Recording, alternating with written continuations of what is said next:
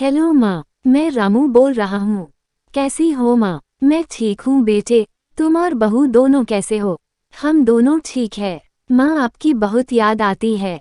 अच्छा सुनो माँ, मैं अगले महीने इंडिया आ रहा हूँ तुम्हें लेने। क्या? हाँ माँ, अब हम सब साथ ही रहेंगे। मीना कह रही थी माजी को अमेरिका ले आओ, वहाँ अकेली बहुत परेशान हो रही होंगी। हेलो, सुन रही हो माँ? हाँ हाँ बेटे, बूढ़ी आंखों से खुशी की अश्रुधारा बह निकली। बेटे और बहू का प्यार नस नस में दौड़ने लगा। जीवन के 70 साल गुजार चुकी सावित्री ने जल्दी से अपने पल्लू से आंसू पोंछे और बेटे से बात करने लगी। पूरे 2 साल बाद बेटा घर आ रहा था। बूढ़ी सावित्री ने मोहल्ले भर में दौड़ दौड़कर ये खबर सबको सुना दी। सभी खुश थे कि चलो बुढ़ापा चैन से बेटे और बहू के साथ गुजर जाएगा। रामू अकेला आया था। उसने कहा कि माँ, हमें जल्दी ही वापस जाना है, इसलिए जो भी रुपया पैसा किसी से लेना है वो लेकर रख लो, और तब तक मैं किसी प्रॉपर्टी डीलर से मकान की बात करता हूँ। मकान? माँ ने पूछा। हाँ माँ, अब ये मकान बेचना पड़ेगा, वरना कौन इसकी देखभाल करेगा?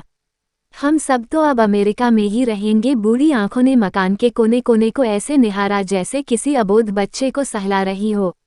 आनन फानन और औने पौने दाम में रामू ने मकान बेच दिया। सावित्री देवी ने वो जरूरी सामान समेटा जिससे उनको बहुत ज्यादा लगाव था। रामू टैक्सी मंगवा चुका था। एयरपोर्ट पहुंचकर रामू ने कहा, माँ तुम यहाँ बैठो, मैं अंदर जाकर सामान की जांच और बोर्डिंग और वीजा का काम निपटा लेता हूँ। ठीक है बेटे। सावित्री देवी वहीं पास की बेंच पर बैठ गई। काफी समय बीत चुका था। बाहर बैठी सावित्री देवी बार बार उस दरवाजे की तरफ देख रही थी जिसमें रामू गया था, लेकिन अभी तक बाहर नहीं आया।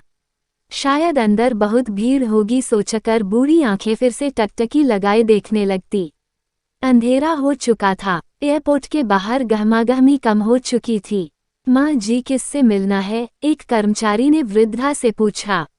मेरा बेटा अंदर गया था टिकट लेने, वो मुझे अमेरिका लेकर जा रहा है, सावित्री देवी ने घबराकर कहा। लेकिन अंदर तो कोई पैसेंजर नहीं है, अमेरिका जाने वाली फ्लाइट तो दोपहर में ही चली गई। क्या नाम था आपके बेटे का?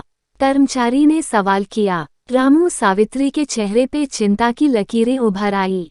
कर्मचारी अंदर गया और कुछ देर बाद बाहर आकर बोला, माँ जी, आपका बेटा रामू तो अमेरिका जाने वाली फ्लाइट से कब का जा चुका।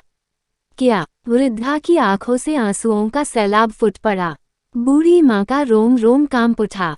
किसी तरह वापस घर पहुंची जो अब बिक चुका था। रात में घर के बाहर चबूतरे पर ही सो गई। सुबह हुई तो दयालु मकान मालिक ने एक कमरा रहने को दे दिया। पति की पेंशन से घर का किराया और खाने का काम चलने लगा। समय गुजरने लगा। एक दिन मकान मालिक ने वृद्धा से पूछा, माँ जी, क्यों नहीं आप अपने किसी रिश्तेदार के यहाँ चली जाए? अब आपकी उम्र भी बहुत हो गई, अकेली कब तक रह पाएंगी? हाँ चली तो जाऊं, लेकिन कल को मेरा बेटा आया तो यहाँ फिर कौन उसका ख्याल रखेगा? उस बूढ़ी माँ की बातें सुनकर मेरी आंखों से आंसू आ गए। दोस्तों, अगर आप भी अपनी माँ से सच्चा प्यार करते हैं तो वीडियो को लाइक और चैनल को सब्सक्राइब जरूर करें। माँ आखिर माँ होती है।